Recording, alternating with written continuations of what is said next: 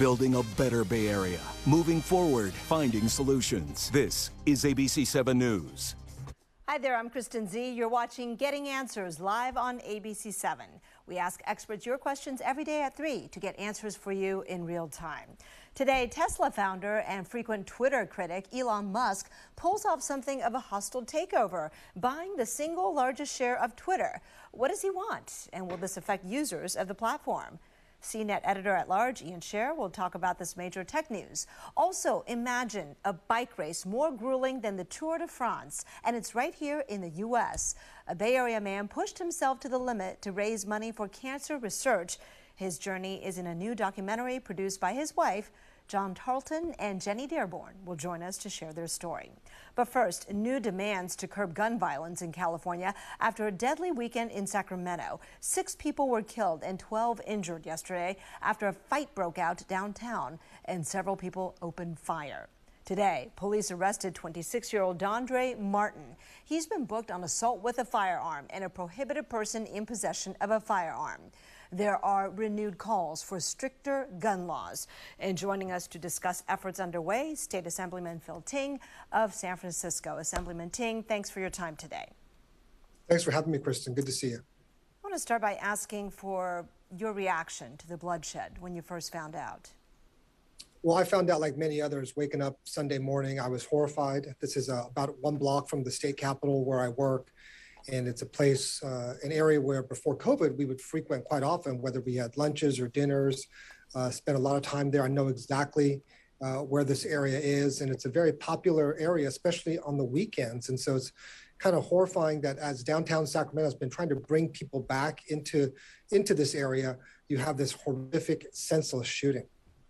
Look, everybody wants action, but opinions really differ on what that might look like and what might actually make a dent. One city councilwoman in Sacramento immediately said more law enforcement won't stop the violence and that state and federal government need to step up on guns. Do you agree with that? Well, I think I would love the federal government to step up. And unfortunately, they've been really one of the worst partners that you can imagine. They've actually made it much easier for the gun manufacturers, gun lobby to sell guns to almost anybody. In fact, there was an assault weapons ban, which Senator Feinstein championed, which is now expired. So you don't even have consistent laws around, we don't have consistent laws around assault weapons across our entire country. At the state level, we're going with a very different approach. We've worked very hard to make California safer.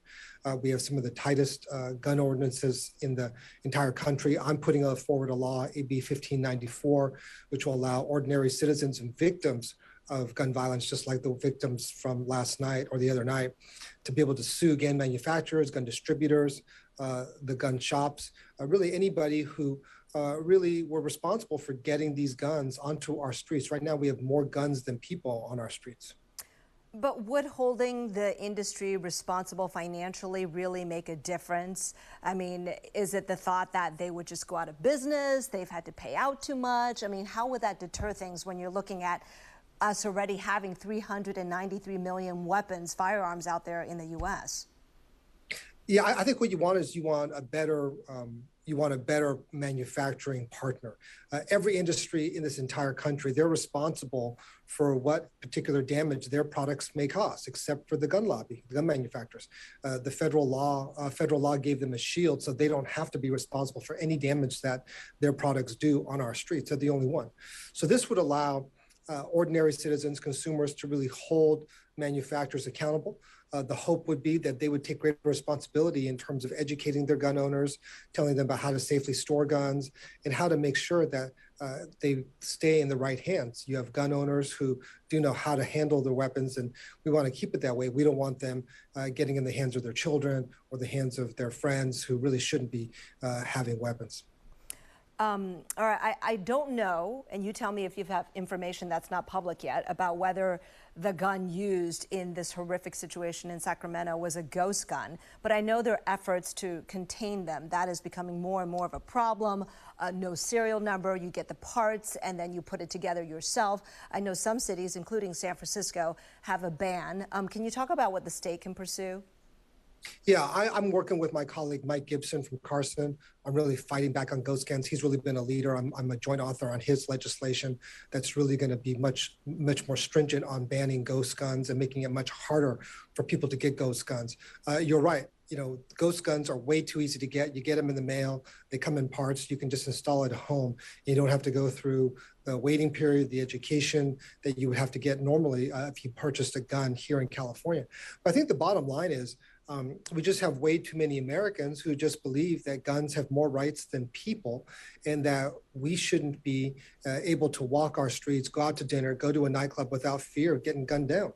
And unfortunately, you see way too often that people are blaming the wrong things. We just have way too easy access to guns. If you compare ourselves with every other industrialized country, whether it's Japan or Germany or England or France, they have much stricter regulations on who can get a gun and how they get it. Mm-hmm. Well, the Second Amendment in the Constitution, you know, it really, a lot of people have interpreted what we have federally to mean it is a right and not a privilege, such as driving, for example. Are you saying we need to start looking at gun ownership as something that's more of a privilege, where you really need to have demonstrated both skills and a purpose in order to have one? Well, you saw in California when you had vehicle accidents. What we've done, we forced everybody to get auto insurance. We forced everyone to wear a seatbelt. So over time, we've made driving a vehicle as well as being in a vehicle much safer. And I think we do need to have greater accountability. There has to be greater accountability of gun manufacturers and gun owners to make sure that they're properly storing their weapons, that they're properly taking care of their weapons.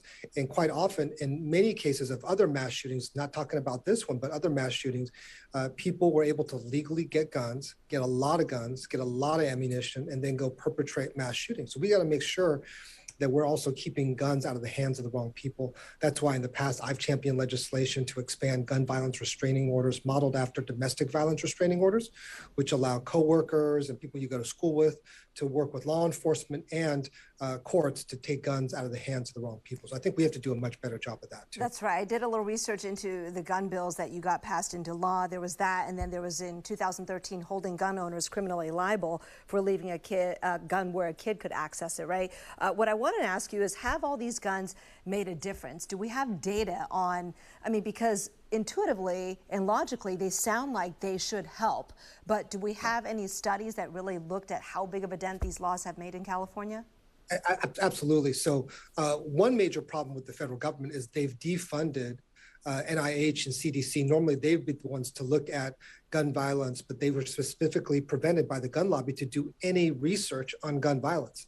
That's why we now fund a study at UC Davis that focuses on that. And they did a report on gun violence restraining orders and talked about how many lives have been saved just through the simple tool of the gun violence restraining orders.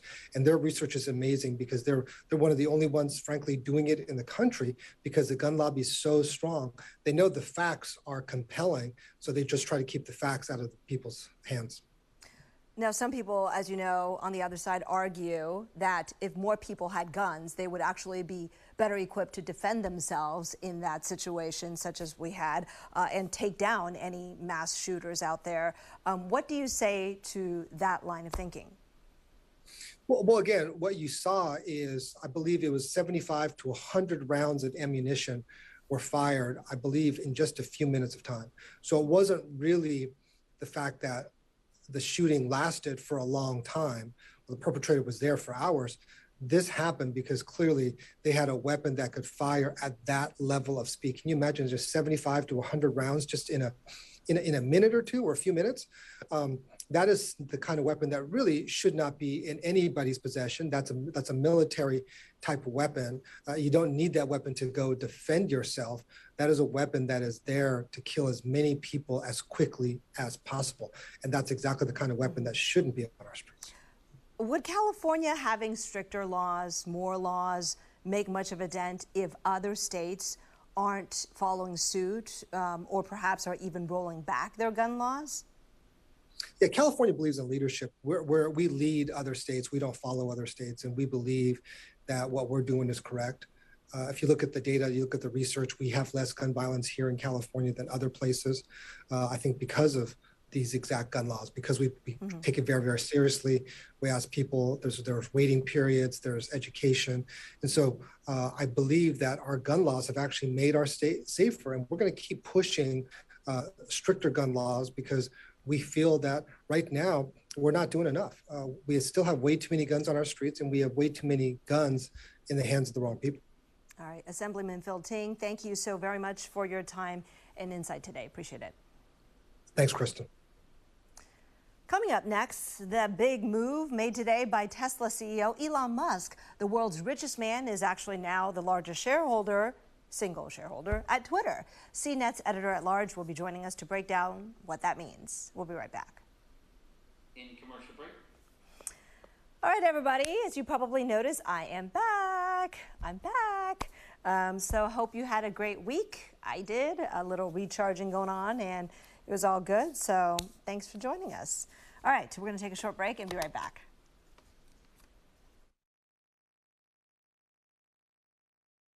On fire, traveling to new galaxies. I'll go even higher, silver surfer drinking the waves. It's like I have been chosen to see infinity. Eyes open, possibilities. The power guide us with the universe at our feet. And now the sky is lit. I can see it all behind my eyelids.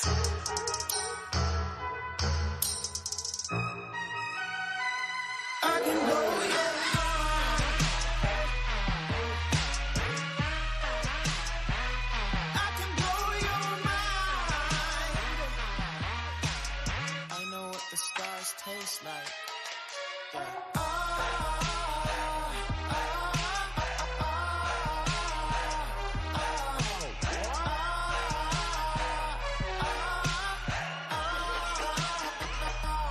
Every limit broken. See all these dimensions collide. Reality has been cracked open, and we never felt so alive. Come with us, we'll hold you. We don't need gravity, our love is stronger. Cause we finally found each other, and my future can be seen in your eyes. And now the sky's lit.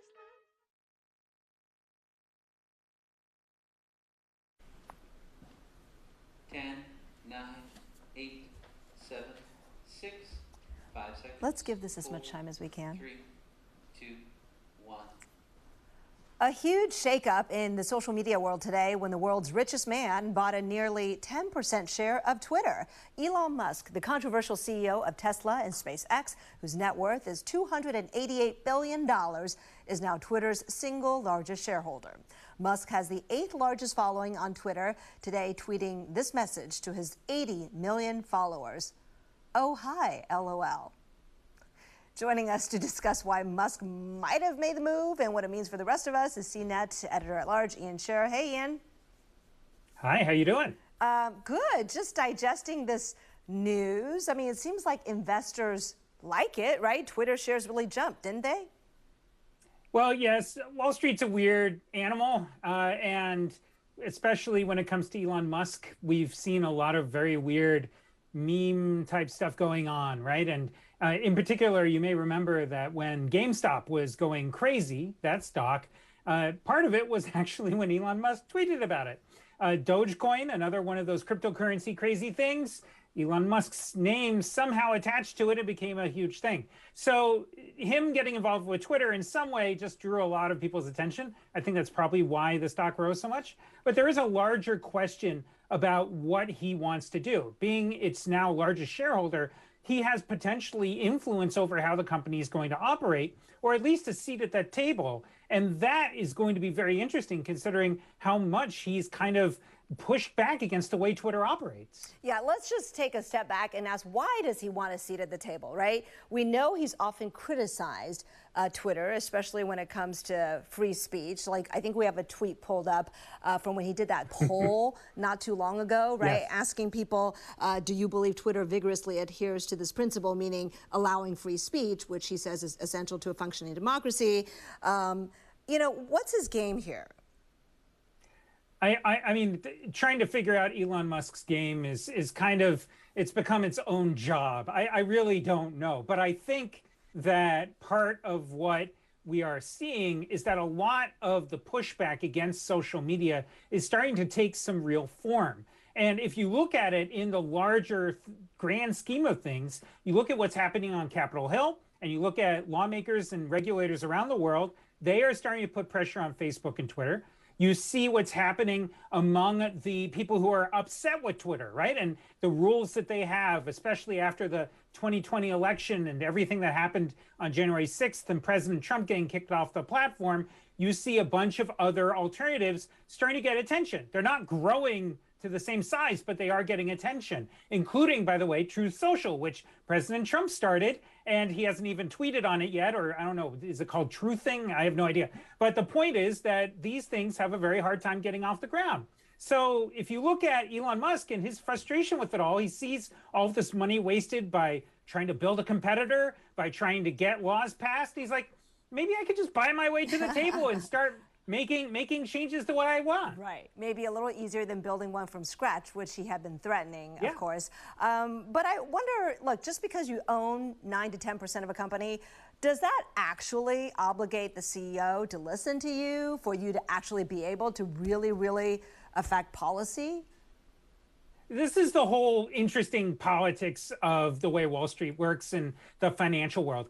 While he doesn't have a controlling interest, right? He doesn't own more than 50% of Twitter's shares, or at least voting power. What he does have is the largest seat at the table of all the shareholders, right? Because he owns the most shares. So in theory, if he got really going, he could influence a lot of other shareholders to follow his lead, right? Maybe get them to kick out the CEO or the board of directors. And so that's why you see a lot of companies responding to these activist shareholders, is what they're usually called, right? People who buy up the largest amount, or maybe one of the largest amounts of the outstanding shares, and then agitate for change. That includes getting on the board. That includes telling the CEO, hey, I don't agree with the way you're doing things, and starting to pressure them. It's happened at ExxonMobil. It's happened at a bunch of banks. It happened at Ford. It happens all over the place. So it's not a surprise to see him doing this. It's about Elon Musk that's fascinating.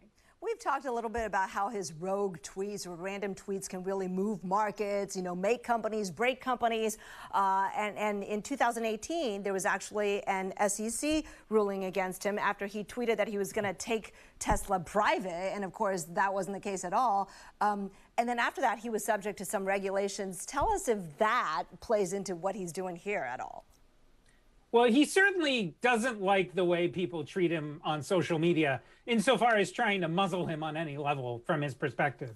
And so seeing him push back against this, he's actually said that he wants to fight the SEC over this now, is really just a continuation of the larger conversation we're seeing online, right? There are a lot of people who are trying to argue, whether in good faith or bad faith, they are arguing it, about the limits of free speech online and how much there should be moderation of platforms. And it's something that has increasingly become important, particularly after the January 6th attack at the Capitol. So I think that's part of why he's part of this conversation, and also why it's such an important one to have, even though we all may not agree with where Elon Musk wants to take it. Can I just ask you, is this likely to result in any practical changes? That is, to us, the casual users of Twitter, does this matter at all? Well, it does matter, because the future of Twitter could change, right? And it's always changing. But when you think about it, when someone gets on the board like this and they start trying to really agitate for change, they can cause some serious changes. You look at Yahoo, the company turned upside down left and right after that happened, and they brought in a new CEO, Marissa Mayer. We all know the story from there. And so I think that's important to keep in mind, is that whatever Twitter has been ever since it started may not be what it is 6 months from now, a year from now, and it may be an entirely different team running it. And I think that's why we all have to watch very closely, particularly with a character like Elon Musk, who's made it clear he doesn't agree with the way Twitter acts right now. Look, he himself brought up democracy in that tweet of his, but I gotta wonder, look, whenever billionaires own media or social media companies, is that inherently, you think, good or bad for democracy? You know, I work in the news business, which historically has always been a plaything of billionaires, right? So it's tough for me to really judge. I think the big question mark, right, is how will he act? What will he try to do? You know, social media is such a powerful force these days. And I think we really saw that on January 6th. I know a lot of people are tired of hearing that date, but it's really important to keep in mind how much social media played a role in that. And not just Twitter, but Facebook and a bunch of others. So I think by having him, a prominent figure on social media, try to really influence it, that raises a lot of questions. Certainly does. All right, Ian Scher, CNET editor at large, thank you so much for joining us today. Really appreciate chatting with you. Thanks for having me. We'll take a short break and be right back. In commercial break. All right. We'll be right back, folks.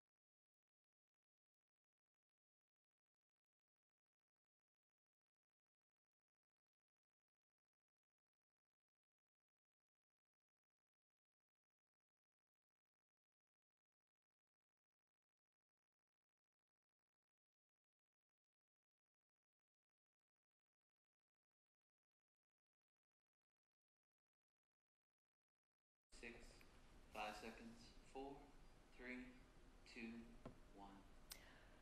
Well, if you enjoy running outside, you might want to do it now, because in a couple days, you may not find it so bearable.